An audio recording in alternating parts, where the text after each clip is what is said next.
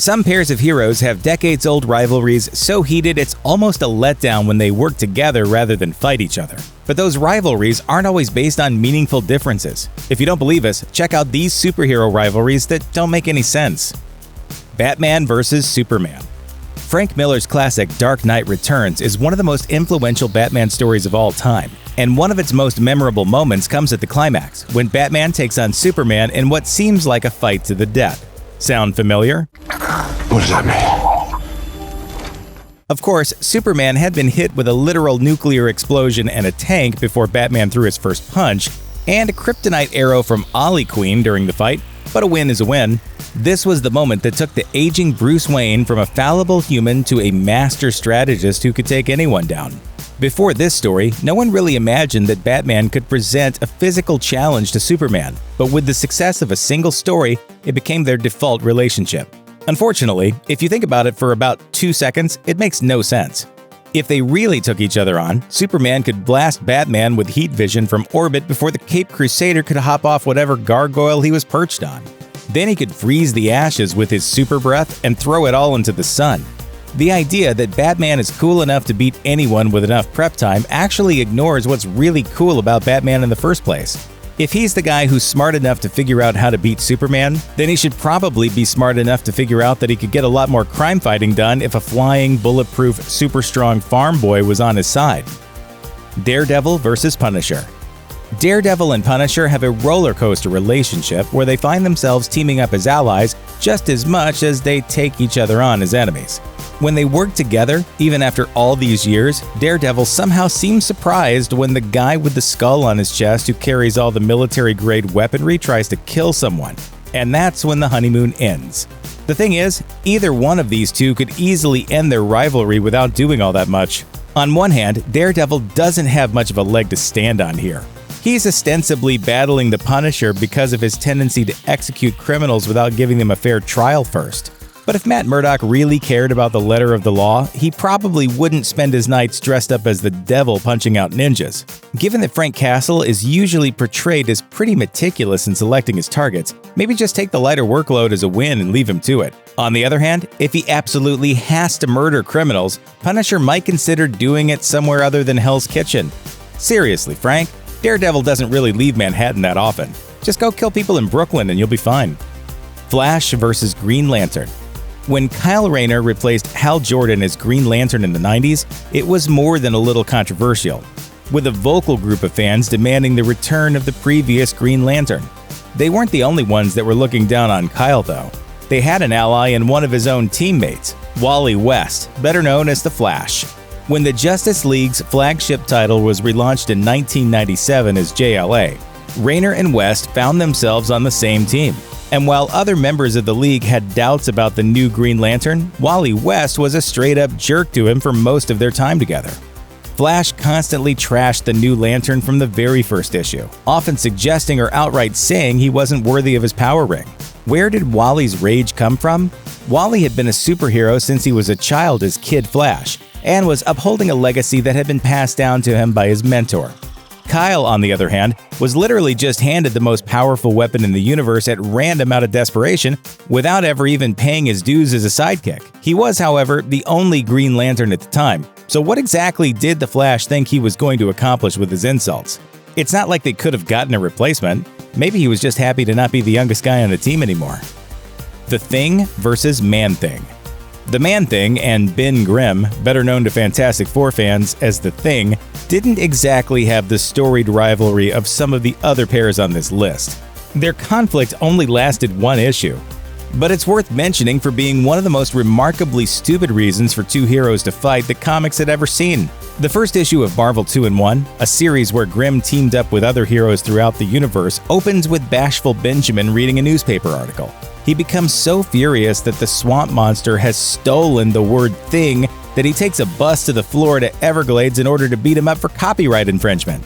In typical comic book fashion, the two monstrous good guys wind up teaming up to fight a supervillain instead. In the end, the Thing and Man-Thing don't really fight all that much. But just consider that in the first page of the issue, the Thing is in New Mexico. Imagine taking a bus trip from New Mexico to Florida as a giant, mostly naked monster so that you can beat up another monster for having a name that's kind of the same as yours. If that's what the FF considers worthy of violence, then maybe Dr. Doom is actually the good guy here. Superman vs. Shazam. Superman and Captain Marvel, better known as Shazam, have a rivalry that dates back to the 1940s and goes well beyond the comics. Back then, DC sued Shazam's publisher, Fawcett Publications, claiming that their world's mightiest mortal was nothing but a knockoff of the Man of Steel. After winning the lawsuit in the 50s, DC would license the Shazam characters and add them to their universe, where they move their fight back onto the page more often than not. It doesn't take a hardcore comic book fan to figure out why this particular rivalry doesn't make any sense. It seems mostly based on two people beating each other up because they have similar powers and a shared love of capes. What's really disturbing about it, though, is that Shazam is literally a child.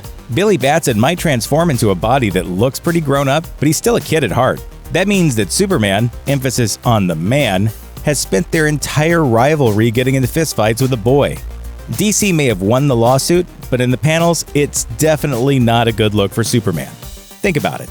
When these two fight, if Superman wins, then Superman just beat up a kid. If Superman loses, then Superman just got beat up by a kid.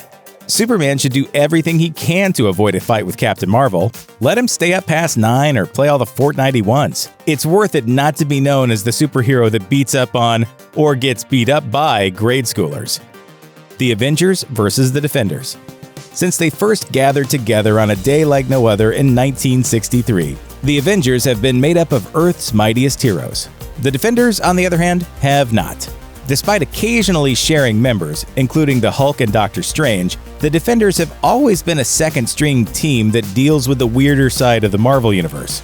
In other words, they don't have much of a reason to interact at all, let alone throw down in a massive multi-issue fight. That's exactly what happened in 1973. When Marvel launched a crossover event known as the Avengers Defenders War, spread out over 8 issues, which would be a long story today, let alone back in the 70s. The event featured members of both teams battling it out to capture pieces of an artifact called the Evil Eye. It wouldn't be the last time they'd fight, but it was for the dumbest possible reason. The demonic Dormammu and Loki manipulated the teams so that each one thought the others were gathering up the Evil Eye's pieces for nefarious purposes. You'd think this could all be solved if Captain America just called up Doctor Strange and asked what was going on. But to be fair, the Defenders roster boasted the Hulk and Prince Namor, both of whom have occasionally been supervillains.